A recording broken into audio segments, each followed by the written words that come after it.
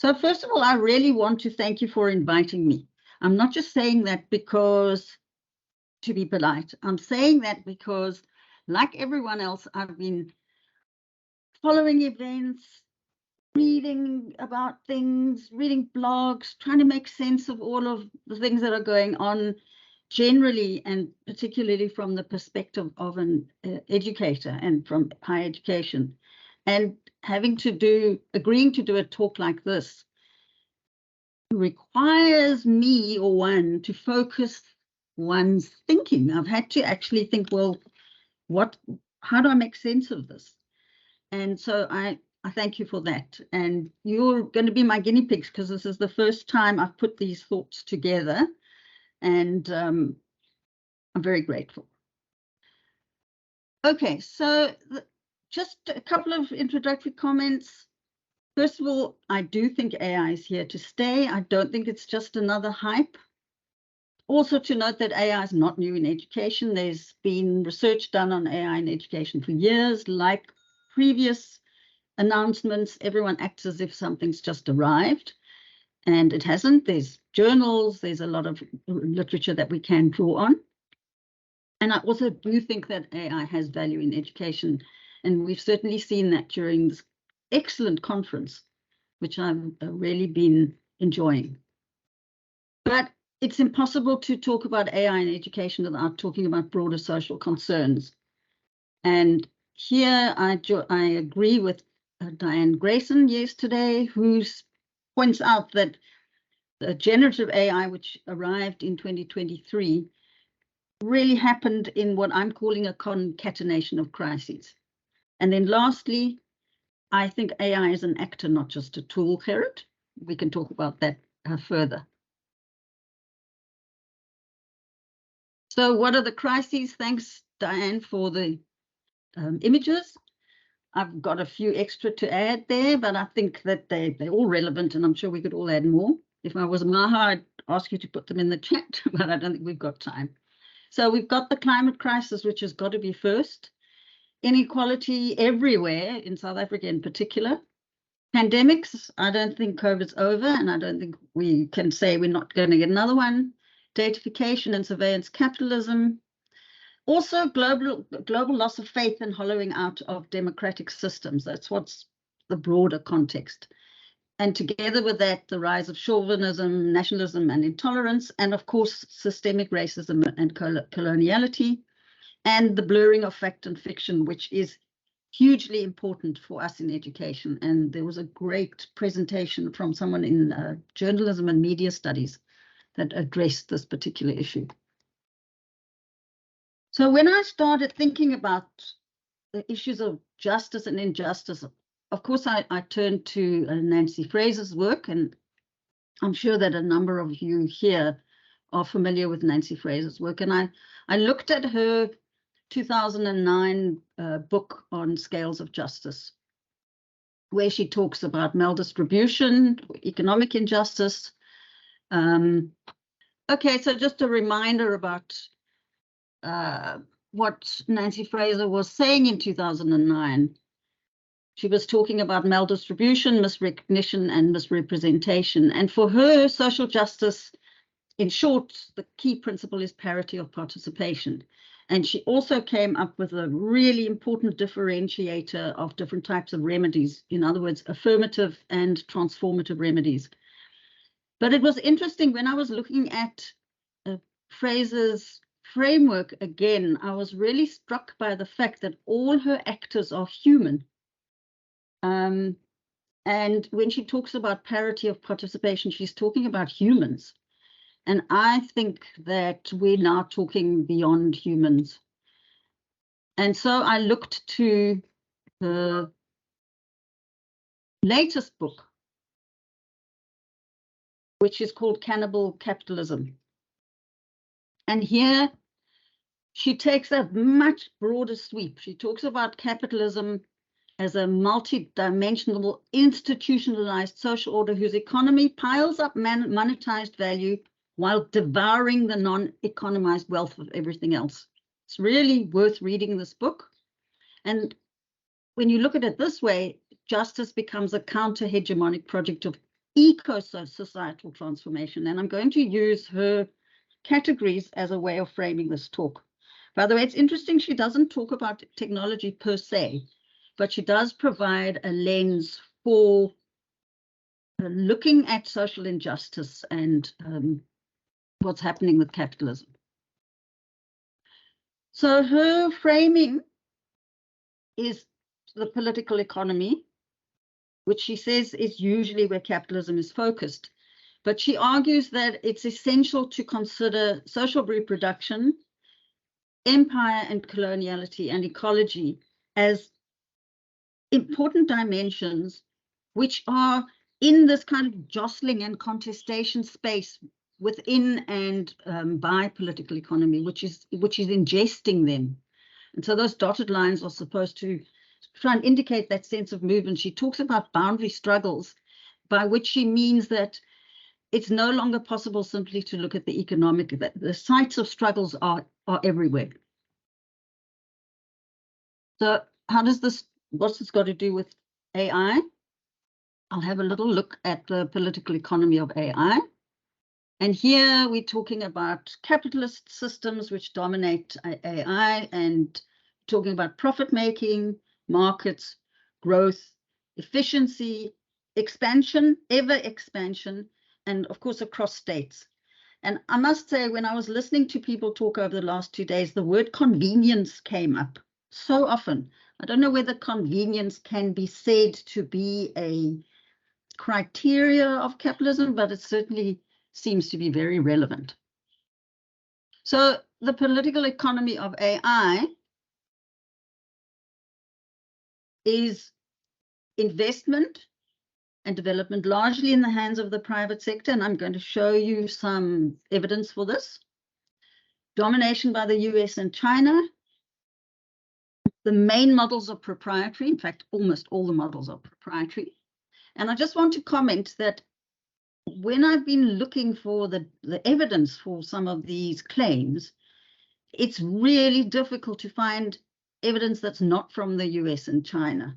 And in fact, the US, China is very difficult to find much about. So I'm immediately telling a partial story simply on the basis of what I've been able to find. Okay, we know that we're already living in a distributed surveillance economy. We know that surveillance capitalism is already collecting behavioral data for analysis, sales, profit making, and influencing. Influencing is always an important one because it's about changing behavior. And the extent to which our data points are being captured and sold in real time is astonishing. And this particular paper, this article, was a researcher came across the Microsoft Xander platform, which is an aggregating platform that provides a space for data vendors to buy and sell data, and discovered that advertisers have 650,000 data points that they use for categorizing. And obviously these can all be mixed and matched and aggregated, and they're sold in real time. So this is the work, this is the space that we're in already, which is gobsmacking. Then we look at who are the most valuable companies, and this is in terms of market capitalization. Apple, Microsoft, Saudi is energy, so that's the oil industry. Alphabet, which owns Google, Amazon, and I actually disagree with this visualization. I don't think Amazon's in proprietary in products. It's actually its biggest, the main way it makes money is from Amazon Web Services. NVIDIA, which was pointed out yesterday, provides chips, and Meta, which owns WhatsApp, Facebook, and Messenger. So we're talking about companies that have a lot of power and deep pockets. And the reason that's so important is because they can lobby, advocate, set agendas, and that's of course exactly what they're doing. In terms of investment, there's a really interesting article in Science which shows that the investment in AI globally is around 340 billion. And if you look at what the US investment in non-defense, so we're not talking industry, we're talking the government, it's 1.5. So only 1.5 compared to 340 billion. Even the Department of Defense, these are the biggest countries. The EU's in 2021, 1.2, it's a bit more now. We don't know what China's investing. And I couldn't find reliable figures on what South Africa's investing, but obviously it's not going to be huge. The other interesting thing is that, once again, could only find US figures, but I'm sure we can, they must be there somewhere in South Africa, is that PhDs are being employed 2/3 in the US by industry. Now, that's an interesting thing because they have 28% being employed in academia. I would be surprised if it was that high in South Africa. And in my guess is that people who have PhDs in AI are not going into academia, and that computer science departments are struggling to get academics to teach the skills and the competencies that are needed. And then even in the US, less than 1% are going into government, which of course is worrying if you assume that the state's role is to be concerned with society as a whole.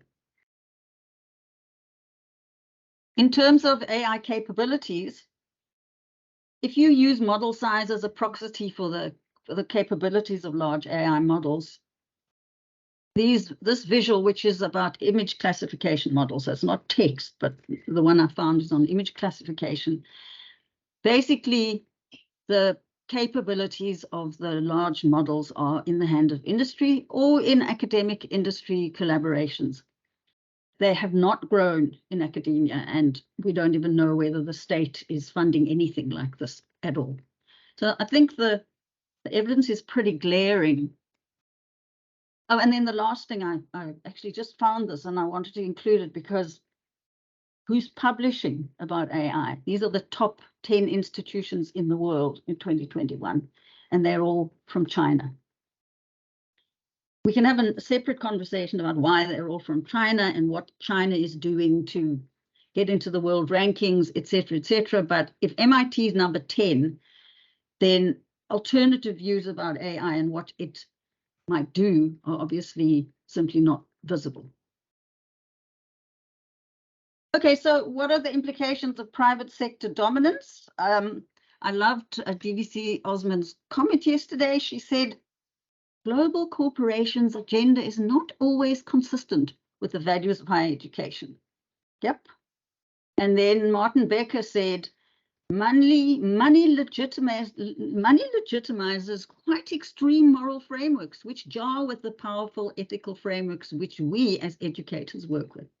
So we know this. It basically means that profit-making and expansion priorities are in the hands of the private sector and the big tech companies. That first image I showed you was from a paper, an article that was arguing that the big tech companies are so dominant that they don't even allow, that they only converse with one another, and we can't even say that market forces run the US. So that's another conversation. But what it means is they're setting the agenda. Another serious concern is because these models are proprietary and OpenAI is not open. It was originally open, but no longer. There's serious lack of transparency, and it's really hard for academics to study what's going on. So this is a worry and a serious risk for public interests. So, for example, training AI. Some of you will have followed that Zoom announced in its terms and conditions that it was going to use its calls to train AI, and there was a major backlash, and they backed out. But what about Microsoft? Mozilla, which is an open source foundation, has got a petition going at the moment, which says they've got 4 lawyers, 3 privacy experts, and 2 campaigners looking at the Microsoft's new conditions of service, which will come in at the end of September. And they cannot work out clearly what Microsoft is saying about training, using Microsoft Teams in particular for training AI. So we don't know, on the basis of what we're doing now and this talk I'm giving, whether we are going to be used to train proprietary models. Obviously a problem. For educators, well, we already know that we're training teachers. I mean, this research study has found we're training, as teachers, we're training AI, we're feeding systems about professional development, we're checking assessments, we're determining criteria, we're providing guidance, and so on. And what this actually means is we've gone from metadata to the body as data, because the metadata is what you click, what you like, where you are. This is actually us. This is not general profiles, it's personal profiles, it's individual profiles. And we have no control over the use. We have no control over how these might be used for fake truth. And we are feeding augmentation and automation, which I'm going to be talking about a bit later. Just briefly, what's happening in AI in South Africa? We are in a reasonable situation in terms of having commercial interest and an operating environment. We're in a bad situation in terms of research capacity and infrastructure. Interestingly, compare that to India, that's doing really well, and the USA, which is leading the way, well, as much as we know about China. I had a look at a recent report, or last year report, on what's going on in AI in Africa, and South Africa's got the most companies. But when I looked to see which companies, there's very little from educational institutions, 24 across those countries. It's not a lot. And Melissa was telling me earlier she works for Wits Commercial. It seems to me that Wits Commercial might be thinking about some kind of innovation in the space. Where this is happening, once again, it's all banking and, you know, all the computer science and so on. If you look at that, you'll see there's very little in e-learning, 15 companies in e-learning, local companies, and small companies, local companies will have a better understanding of local needs. So that's pretty sobering. And what this does is this leaves us basically in the hands of big tech. One of the things I've been doing with a colleague in Brazil is looking to see which of the big tech companies, higher education institutions in South Africa are using, and it seems to be largely Microsoft. But I think what we see here with Google is, as the head of Google said, one of the advantages of offering the service to schools is free, is to build user loyalty from an early age. But more than that, if you look at all of those different tools and platforms and offerings from Google, obviously the back ends are going to be integrated. So you look at Google Classroom, but it's linked to YouTube, which many people don't remember is owned by Google. It's linked to search, etc., etc. I was very encouraged to read this South African competitions body report on big tech in South Africa, particularly requiring Google's to make some change to search. It argues very clearly that Google search is disadvantaging small businesses in South Africa and has put in place a number of criteria for that to change. So that's encouraging. Okay, so what does that imply? Well, lots of things. As Mairead said yesterday, EdTech keeps following what happens in the corporate marketplace. What we saw in corporate software last year, we're seeing in EdTech this year. And she did a great job of showing us how AI capabilities are being rolled into EdTech tools. And of course, this is being promoted as a good thing. But is it? I mean, I think we need to think about that, because what's happening is that both exogenous and endogenous privatization are being amplified, by which I mean, not only are we bringing a lot more new private providers into the education delivery, but we're also bringing ways of thinking, market relations and discourses. And, you know, we all do it. I do it. Mairead did it. We talk about value propositions. We talk about things that are the language of the corporate world, which really does mean that without strong regulation, we're an easy data market. We're already an easy data market. The Department of Basic Education's website states that that the data from tools can go to third-party companies. This is already happening. And we're a great space for innovation and experimentation for big tech. So these terms and conditions really matter, and jobs will change. And here I'm just going to talk a bit about sort of social reproduction. That delightful images from the Mail and Guardian, who was running a story about the changing world of work and was feeling really very optimistic about it. So back to Fraser, she talks about the changing world of work. She talks about care work, and she talks about, and I'm going to elaborate on that to talk about changing educator roles.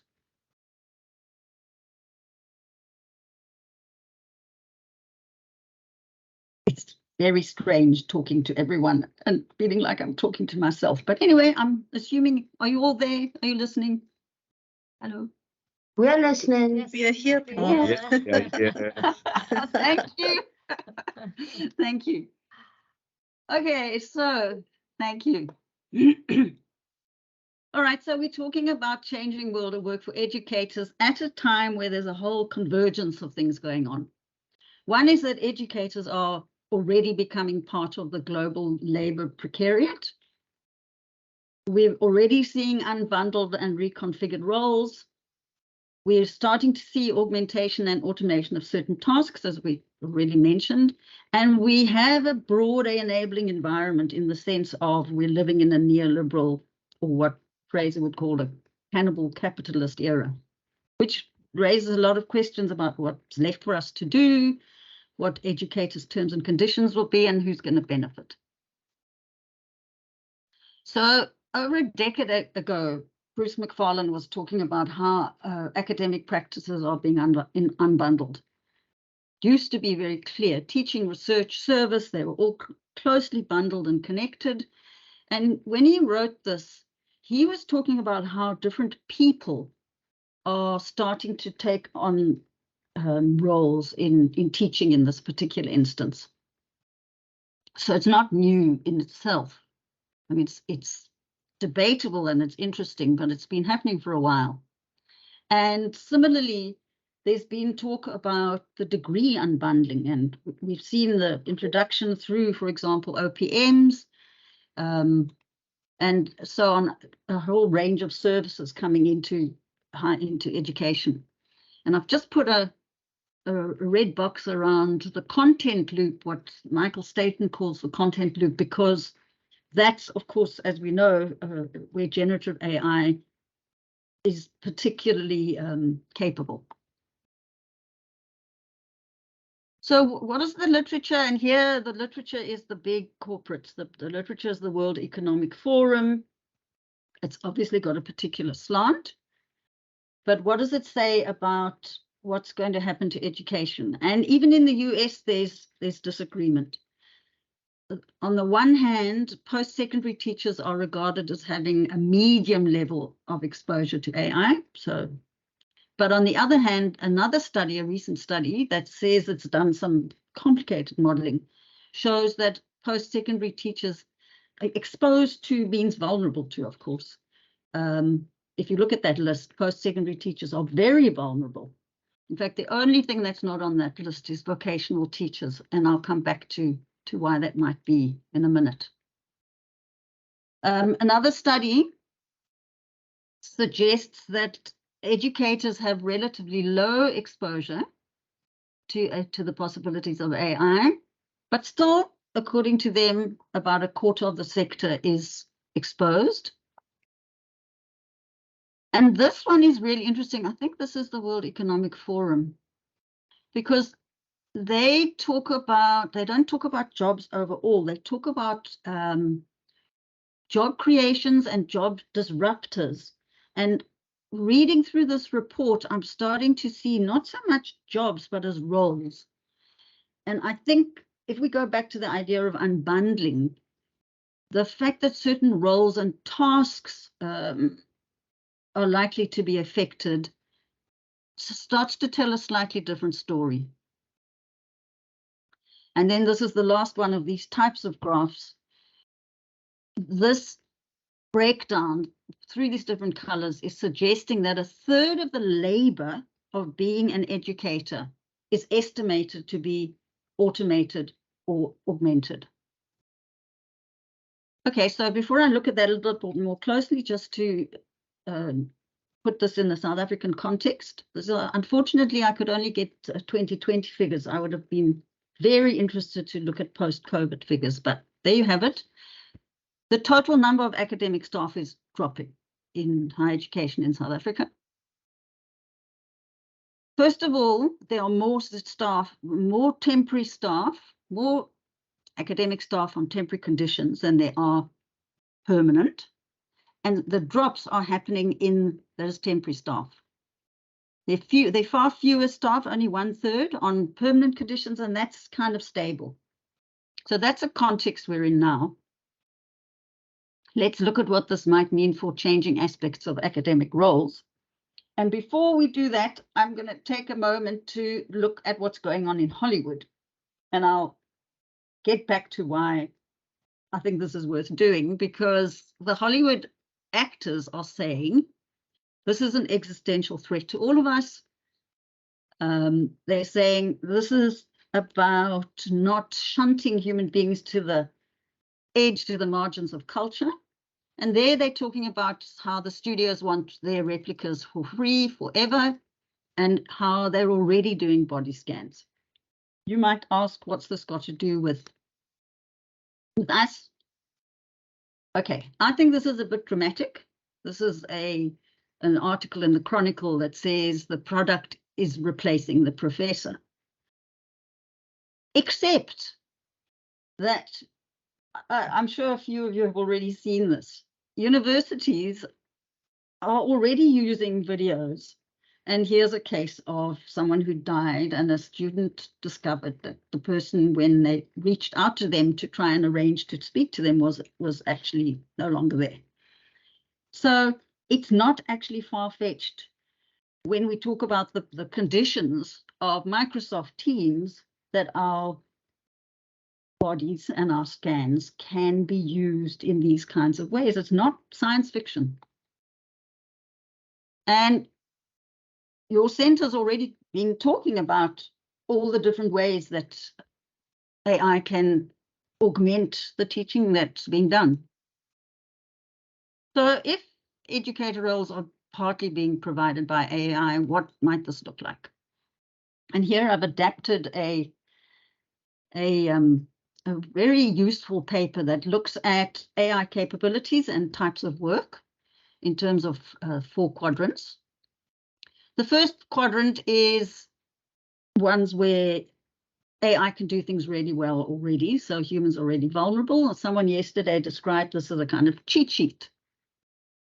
Those are the ones we know. The second one is where you've got more challenging tasks and you need human judgment. And here, this is where, I love this, the front end loader does the heavy lifting, but you still need the human. Then we've got particularly rules-based ones. Oh, you can only see this title slide again. Yes, oh dear. Thank you for pointing this out.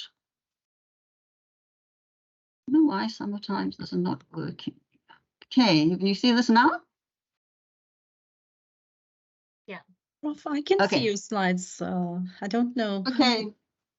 Okay, well, thank you for letting me know, and I'll just make sure that sometimes I seem to click again. Okay. Then there's some areas that require human presence.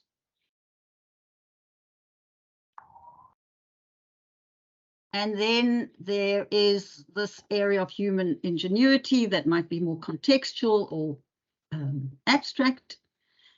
And I think the point here, and the point this paper makes, is this type of work will shrink as human AI tasks become more competent, because at the moment they're not very competent, because they become more normal and they become more trusted. So here we're talking about shifts, and there's some papers that actually try and map out the next few years towards increased competence and normality and trust. So just one thing, just one last point on this is Holon IQ, which is a corporate company that tracks what's going on in EdTech. Change my view to speaker. Okay. How do I do that? Not you, Prof. That was a message to Prof. Diane Grace. Oh, Sorry. okay. Okay.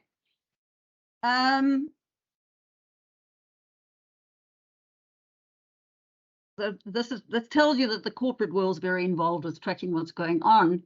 Here, the interesting thing is that early childhood is regarded as less exposed. So vocational and early childhood makes sense, need physical presence. And thank you to Mairead yesterday for mapping in teaching and learning terms how communities of learning and pedagogical practices can be mapped onto AI. And I said to her she had a more optimistic view of what this might mean than I think I do. So let's go back to that McFarlane image. If you update it, what might, and you look at this through tasks rather than people and jobs, what might we see in terms of unbundling practices? So we might see AI tutoring through bots, planning. We've seen those course development tools, designing, curating, putting together content. Where might that leave humans? Well, care and pastoral work. Fraser reminds, makes a strong point in her book about that, and certainly during COVID, we saw the extent to which humans, educators, were doing the care and pastoral work. Managing the tech logistics. Does the technology work? Are we seeing the right view? I don't have to tell you. Doing the prompting, the prompt engineering, and then of course the training. As educators, we're training the models. And then probably everywhere, but particularly in South Africa, trying to alleviate inequalities, which is something I think everyone is really familiar with. So just to summarize that section, one interpretation might be that there's a serious risk of educators increasingly joining this gig economy. One would hope that in the public sector, there is enough commitment to the values of public interests to apply those equally to public universities. It's hard to know when funding is being cut so consistently, especially as already most jobs are contracts. So 2/3 of academic jobs are contracts. We've seen that several aspects of jobs are being augmented, in other words, complemented or supported, and more are being automated. We can assume that trust in AI and in AI-human relationships and presentations will grow.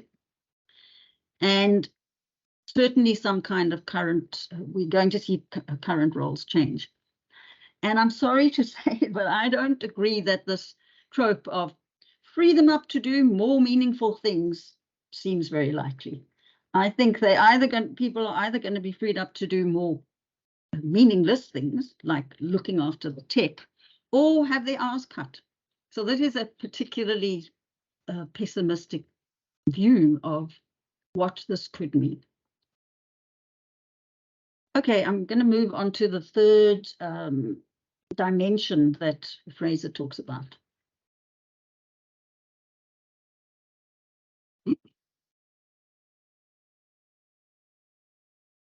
So empire and coloniality, this is a huge area, obviously. Fraser talks a lot in her book about this exploitation, expropriation continuum, and her explanation is that traditional capitalism is based on exploitation of workers' labor, but what's become possible now is expropriation of labor in a whole range of ways, including confiscation, looting, etc. There are lots of examples, and I'm going to mention a couple in this case. It's also premised on notions of core and peripheries, on structural racism, and on decolonization and decolonialization, which I'll talk about a little bit more as well. Okay, so in terms of AI, we've already seen we've got global north dominance of investment, agenda, capacity, and research. I don't know, actually, I'm not an economist. I don't know where you put China in all of this, but it's a notion of shifting cores and peripheries. And the periphery is not just a geographical concept, it's a cultural concept, it's a concept of power. In terms of AI, we have a supply chain from cradle to grave, which is fraught with inequality and exploitation and expropriation. So that starts with conflict minerals mining, where a number of the minerals that are needed for technology, for cell phones, for computers, are only to be found in areas that are extremely dangerous, problematic, exploitative, use child labor, run by warlords, you name it, are dependent on exploited peripheral workers, which I'll say a little bit more about, and of course end up in racialized zones of digital toxic waste. So where in the world is either prepared to take e-waste or unable to refuse taking e-waste? And then there's this question about the decolonialization agenda within and of AI, which means one has to think quite a lot about affirmative and transformative ethics frameworks, which pertain to every university, to the higher education sector, to all of us. So I would recommend that you go and have a look at this website. It's called The Anatomy of AI. And Kate Crawford, about 6 years ago, decided, I think with a colleague, to track the power relations of one AI tool. I think it's Alexia. It's one of those sort of household tools that can follow instructions, a US study. And she really maps out the way that AI is a collection of empires and dehumanizing extractive practices. And it led her to write a book which has just come out, which I haven't read yet, called The Atlas of AI, where she maps this to AI more broadly and shows in vivid detail the extent to which this entire industry is premised on extractive colonial practices. So it's been interesting over the last couple of days that we've heard a lot about the Kenyan workers, quite rightly. They're just not the only ones, because if you look at what's happening in terms of this cannibal capitalism, the whole system is premised on an underclass, a vast underclass, and premised on notions of outsourcing and outsourcing and outsourcing, which means that no one has to take responsibility. And AI, because the big tech companies work across the world, they are able to state that they have no responsibility for all the terrible things that happen, because it's not their terms and conditions. And there's some great, you can get through freedom of information, you can get all sorts of documents from them. And there's just growing evidence of exploitation, harms, appalling treatment. And because this year everything's happened so fast, people are expected to, because they're training the models. They're expected to come up. If you read the one from the workers at the front lines of the AI revolution, the decisions they have to make at enormous speed, because everything's premised on convenience, is really terrifying and at great personal cost. So this is really worrying. If you're interested in these issues, Helen Beetham is running a blog called Imperfect Offerings, where she talks about these, and I would suggest that you have a look at what she has to say. Then another writer who I cannot do justice to at all, but who's really worth reading, is Rachel Adams, who works for Research ICT Africa. And she talks about the discontents of AI, and we've heard about the discontents of AI. We've heard about bias, manifest racial and gender bias, which all the big tech companies will agree is a serious problem. I think there's agreement that surveillance capitalism is the dominant form that we experience. And by the way, just because people don't have actual tools and technology doesn't mean that they are exempt from surveillance capitalism. So if you have a the word smart should always ring bells, because smart means data collection.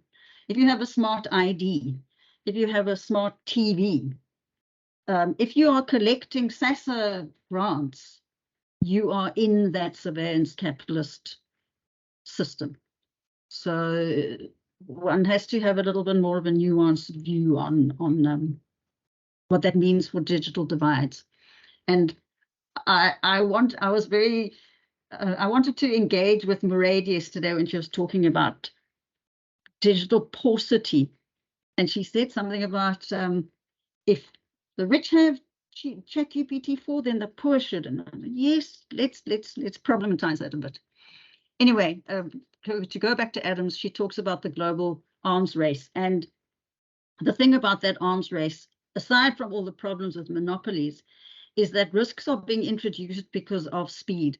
So when OpenAI decided to launch, it forced other big companies, particularly Google, to produce products really fast, to put pressure on those moderators and that underclass of workers, and to introduce risks into these models. And the predominant response, one might say the affirmative response, or I think that's a bit debatable, is what Adams says is the intention to produce ethical principles for benevolent AI. In other words, a notion of AI for good. And this would, if you're thinking about decoloniality or decolonizing, then your question would be, what can decolonization do for AI? And once again, I highly recommend her paper where she asks, what can this do? Oh, Mairead, I see you answering me. Okay, well, I look forward to discussing that with you. What can decolonization do for AI? So this is assuming that AI can be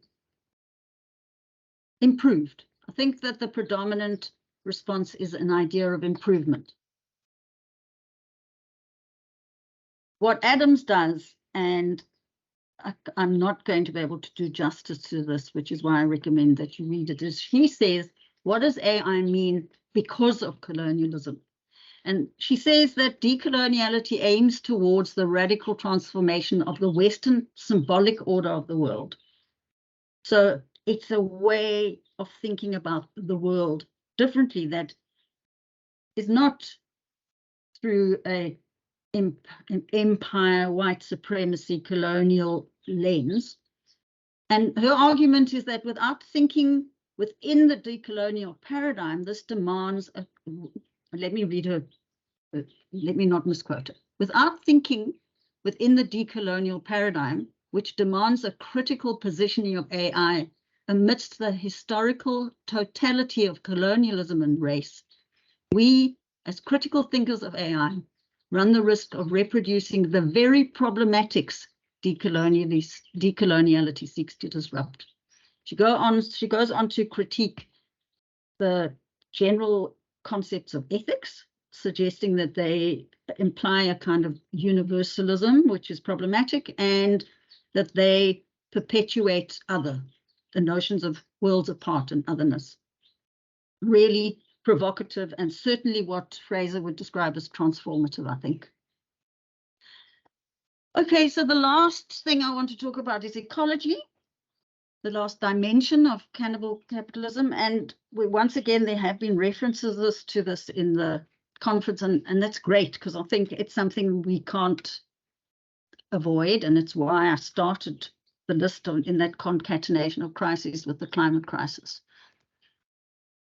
Because this is about our relationship to the natural world. And by the way, this is not just a symbolic one, because if you go back to ideas of Western perspectives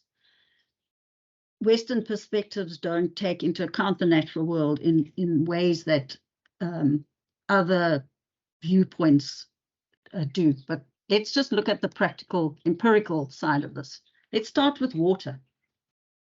So there's a lot of claims, and I did quite a lot of digging to find some solid claims around how much water data centers can consume. And there are a couple of them, a couple of quotes. A single data center can consume between 13.5 million to 45 million liters a day. Training GTP3, which is not 4, which has got superior capacity, in the state-of-the-art US data centers consume 700,000 liters of clean fresh water. If this had been done in Microsoft's Asian data centers, it would have been tripled. And one of the things that people talk about is ChatGPT needs to drink a 500 milliliter bottle of water for a simple conversation of 15 to 20 questions and answers. So actually, if you're worried about water, send an email. I'm sitting here in Cape Town. I remember day 0 very clearly, and I know that El Nino is coming, and I read about all the data centers that are being opened in Cape Town. Amazon's opening another one. Microsoft's already got one, and there are a lot. I was trying to find a map, and at least 25 that I can read about. And it's worrying, and it's worrying because, to go back to Fraser, one is jostling and considering the trade-offs around jobs, the planet, etc., etc. How do you actually negotiate these? These are not trivial. And there are places in the world who, Ireland, for example, has been having protests from towns who are refusing data centers to be built there. Mexico as well, for reasons around water.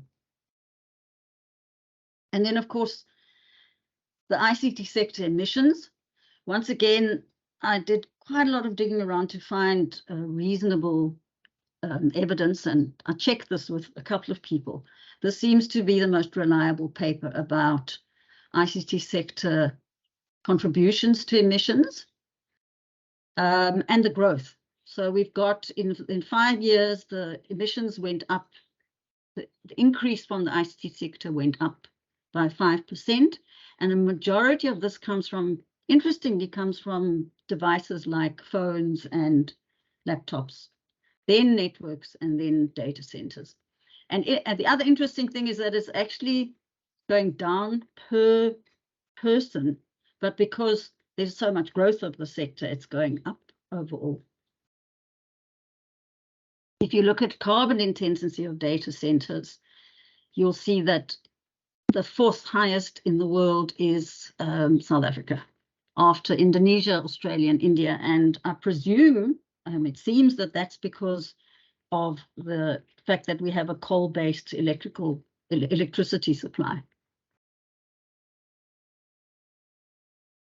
If you compare, people always talk about aviation and flying as the big no-no, but estimates, one of the studies I read estimated that data centers are certainly equivalent to aviation and then shipping, if not more. So the guesses seem to be between 2.5% and 3.7% share of emissions just from data centers.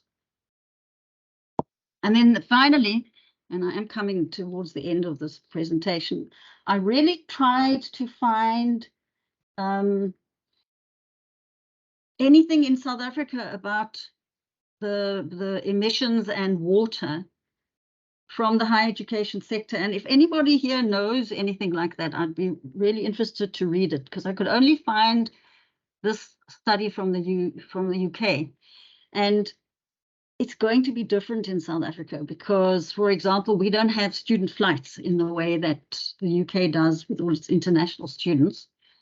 And I would think that that green section, I would think that our purchased supplies, even with load shedding, they come from petrol, they come with load shedding, they come from coal, is going to be a lot bigger.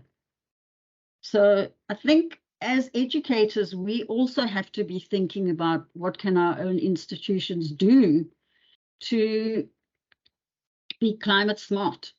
And we've seen that this pertains to the types of tools we use, to AI, as well as buildings, transport, and so on.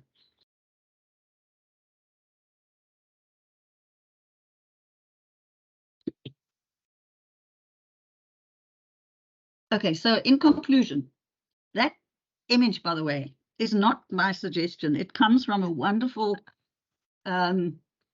cartoon. Ah, I've lost you. Have you lost me?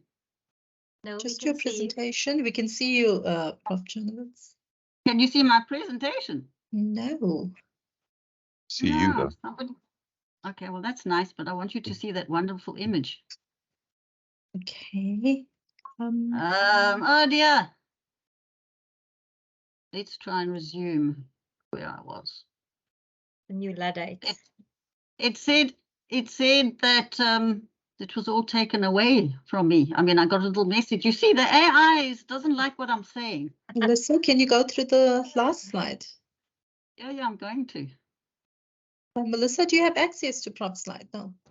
No, I don't. Oh, okay. All Okay, right. I'm going. It literally it took on a life of its own, I'm telling you. It heard you. It didn't like what I said. Okay. There we go. Great. Can you see it? Yes, we can. Yes. Okay, so what I was telling you is that this comes from a great cartoon comic book, although that really doesn't do justice to what it is, about neo-Luddites. And of course, Luddites were not against technology.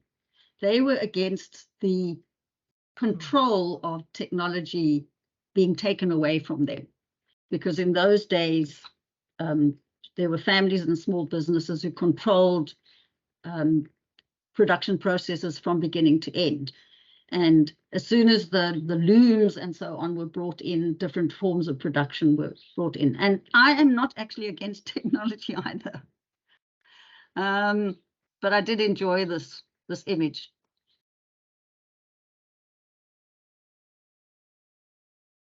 Right, my computer's going round and round. Can you see it going round and round too? If you're just on the conclusion slides, though. Yeah. Yeah, now I'm trying to get past it because I'm going to get. Okay. There we go. So just to summarize, if you look at the kind of overall system of injustice, we're looking at a pretty dire set of possibilities with monopoly domination, increasingly insecure unbundled roles, amplified coloniality, and ecological pillage, and with enormous contestations amongst them. And it's not unreasonable, but there are alternatives. There really are. And it's funny because when I started thinking about this, I sort of thought I'd start with the alternatives. But in a way, it wasn't really possible without laying out the terrain. And there's some great alternatives, there really are. And this is just a fairly random collection. You know, there's the Hugging Face large language models. There's different ethical frameworks. There's different licenses that take indigenous knowledge into account. There's great examples of machine learning being done in African countries, including here. And actually, there's been some great examples at this conference. And I only found out yesterday that Witz's logo is Witz for Good. But it seemed to me that, you know, here's a challenge, and the ... is to ask you in this community, what does that mean? And just to say that if you think that I'm a complete pessimist, I've spent the last 2 years working with a colleague, Catherine Cronin, in Ireland, and we've been putting together a book called Higher Education for Good, which has really been about thinking through what different perspectives on this really dire scenario might look like, and it's about to come out. So yes, it's a bit of promotion, but also it's just to indicate to you that, in fact, I'm not a complete pessimist about what's happening. I'm actually, I do think there's opportunity for hope, and that's the point at which I'll stop sharing.